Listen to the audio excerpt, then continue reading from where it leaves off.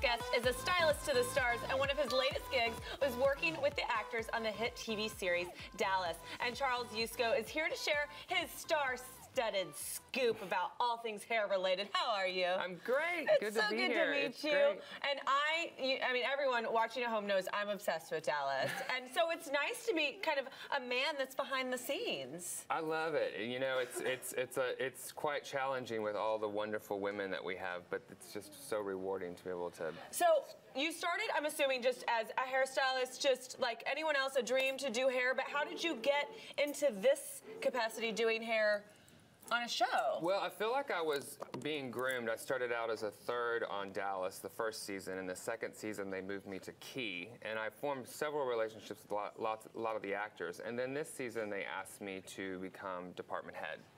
And so the looks were great. I love that photo because Linda Gray, this last season, I mean, this last two episodes, she's basically a drunk. And so we had to keep her hair a mess, and it drove me crazy to keep her hair a mess.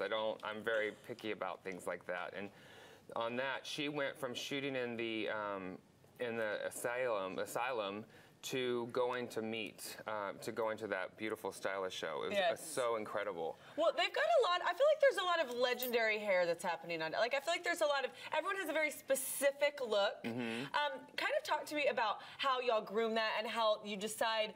Like Judith Light, for example, these bouffants that she does. It's very. Judith Light is such a character. I mean, she's got multiple personalities. Judith Light and Emma Bell all have a lot of different personalities. So the hair has to go with that. So if her hair's up, she's business, all business. If her hair's down, she's into the madam. Just like with Emma Bell, we created, when she came on first, we started doing braids. Yes, her hair was very girly before because we wanted to see her as kind of this little girl, and now she's a little sex pot. Yes. And that hair is like bombshell. Well, I turned that over to my assistant, Alyssa Shores, and she's done an amazing job with that. It was very difficult to let go of Emma because of the characters that she plays. There's a lot of sex appeal in that girl. And what's funny is I feel like, you know, the guys, you think, oh, well, they just have normal hair. But I would think that Jesse Metcalf's eyebrows, I mean, those things are... That's not my department. That's not my department at all. But the department head for Frida Valenzuela is absolutely an eyebrow freak. And his eyebrows, I think they're very perfect. I have eyebrow envy. Now, I asked you, I said, now that y'all finished filming this season, season 3, and so you're in hiatus until the fall, what do you have going on while y'all are not filming Dallas? Well, I just got finished shooting a short with Brenda Strong, and then later this month I'm going home to see my mom, and then I'm headed to Los Angeles to do some publicity with the girls and see what it's like out there. What a fun compliment to you and to your talent and to your skill that they not only want you styling their hair while they're filming, but when they're doing press as well. Yeah, because it is such a great compliment because, you know, we have certain looks for the show. You know, I go off of what they're going to be wearing.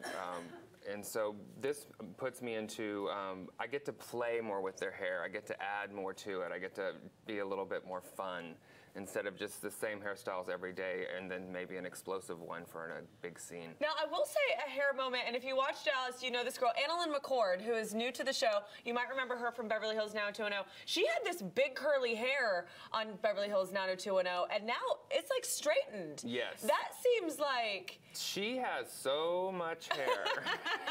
I was going to say, who's the most hairable moment on that? Is her hair straightening that a moment?